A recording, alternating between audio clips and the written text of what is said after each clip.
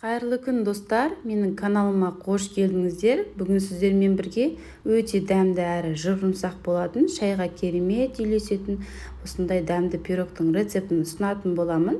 Видеоны соңына дейін қараңыздар және менің каналыма тіркелмеген болсаңыздар, каналыма тіркеліп қоюды ұмытпаңыздар. Сонда менің видеоларымды алғашқылардың бірі болып көретін боласыздар. Ал ендеше бастаймыз пирогымызды. Әуелі құрғақ ыдысымызға жұмыртқаны салып аламыз. Жұмыртқаны міндетті түрде алдын ала холодильниктен шығарып қойыңыздар.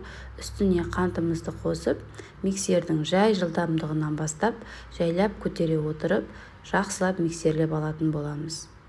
Құрамын толықтай описание бөліміне қалдырамын. Төменнен қарасаңыздар болады. Бізде массамыз аппақ болып, екі есе ұлғаяды.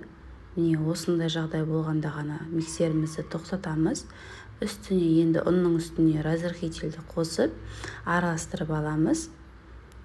Енді осы ұнымызды жаңағы массамыздың үстіне електен өткізіп салып аламыз. Екі бөлікке бөліп салдым. Алғашында осылай араластырамыз, кейіннен миксермен араластырып алғанымыз дұрыс. Себебі жан-жағына шашырап кетеді. Қалған бөлікті де дәл солай салып, тағыдан миксерлеп аламыз. Міндетті түрде електен өткізіңіздер ұнды, себебі ұнның арасында ауа болғандықтан біздің пирогымыз дұрыс көтерілмейтін болады. Барлығын жақсылап араластырамыз. Достар, менің каналымда көптеген видео рецептер бар. Алдағы уақытта да видео рецептерді ұсынатын боламын. Сондықтан каналыма тіркелуді ұмытпаңыздар.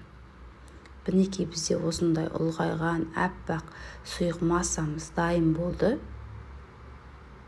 Енді осы массамызды алдын ала формамызға, менде 20 диаметрлі форма, 20-22 диаметр пайдалансаңыздар да болады. Алдын ала осылай сары майымызды жағып аламыз.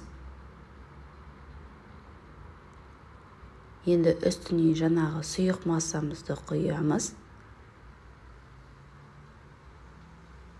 Осы уақытта пешімізді алдын ала қыздырып қойыңыздар.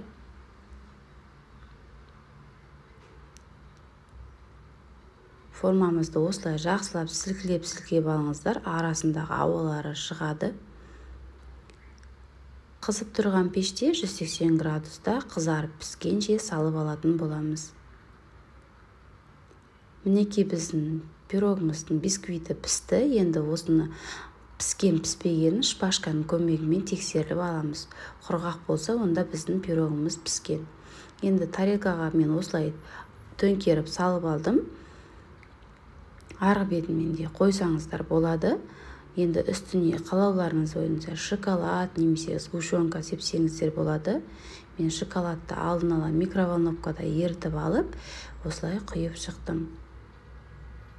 Енді қалауларыңыз бойынша бетіне түрлі дәнектерді сепсеңіздер болады. Осылай сәндеп аламыз. Мінекей достар, біздің пирогымыз дайын болды. Өте жұмсақ әрі дәмді болады. Міндетті түрде осы рецептпен жасап көріңіздер. Отбасыларыңызды тәтті тағамдармен, тәттілермен қуантыңыздар. Видеоны толықтай қарағандарыңызға рахмет. Сіздермен болған Нұрия Амангелді. Видео ұнаса лайк басып, пікір қалдыруды ұмытпаңыздар. Келесі видеоларда жолыққанша қош сау болыңыздар.